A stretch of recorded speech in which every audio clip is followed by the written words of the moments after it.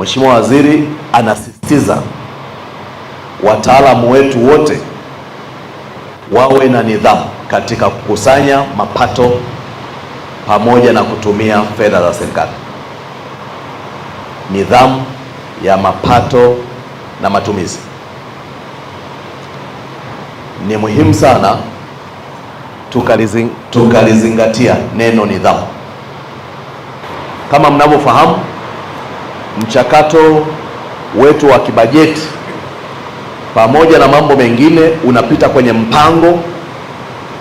Mnapoandaa ile mipango, kuna miradi ambayo mnakuwa mmeainisha kwenye mpango kwamba mradi huu tutaupelekea fedha za ndani kiasi kadhaa. Ni muhimu hili tulizingatia, tuliweka kwenye mpango na tumetenga kwenye bajeti kwamba zahanati A itapokea milioni 30 kutoka on source. Kituo cha afya B kitapokea milioni 70 kutoka on source. Pelekeni hizo fedha, pelekeni hizo fedha.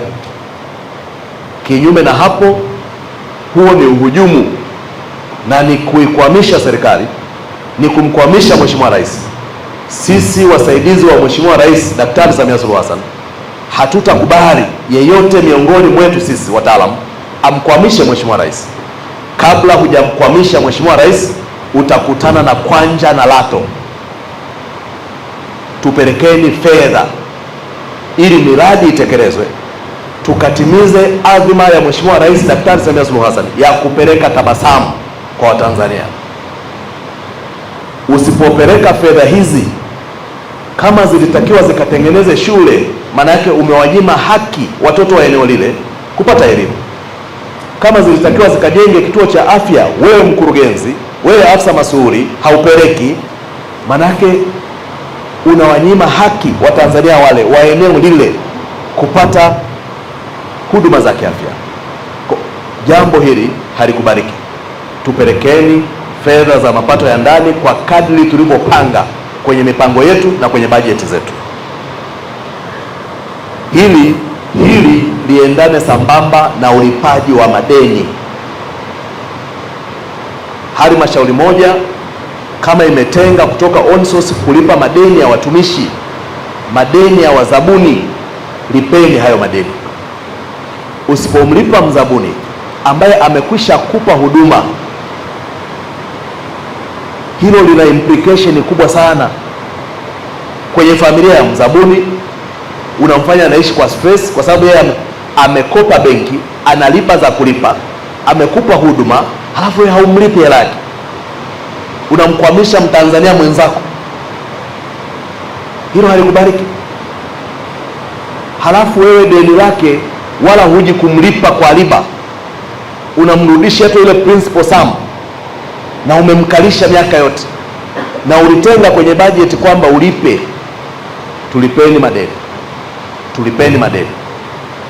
Kwa upande wa fedha za madeni za watumishi wa umma, natambua ziko fedha ambazo sisi serikali kuu, Mheshimiwa Rais anazileta hapa kwenye halmashauri zetu, lakini vivyo hivyo na ninyi mnatenga. Mnapolipa madeni ya watumishi, wekeni kipaumbele kwa watumishi wenzetu ambao kwa jiografia ya maeneo yetu, kwa kada za kiutumishi, wana mazingira magumu ukilinganisha na wengine. Tuwalipeni kwanza hao, tuwapeni kipaumbele hao. Kwenye kundi hilo wapo walimu wangu, tuwapeni kipaumbele kwenye madeni tunapolipa. Kwenye kundi hilo wapo watendaji wetu wa mitaa, wako huko, tuwapeni kipaumbele. Kwenye kundi hilo wapo wauguzi wetu ambao wako kwenye zahanati zetu ndani kabisa kule, wanahudumia Watanzania, wanaishi katika mazingira ambao wewe na mimi tukipelekwa huko leo hauwezi kukaa, lakini wao wako pale wanakaa. Halafu anadai shilingi 200,000. Halafu wewe kwenye orodha yako ya kulipa madeni eti umemlipa afisa mipango, umemlipa afisa utumishi, umemlipa mhandisi, umemlipa nani? Hiyo hapana.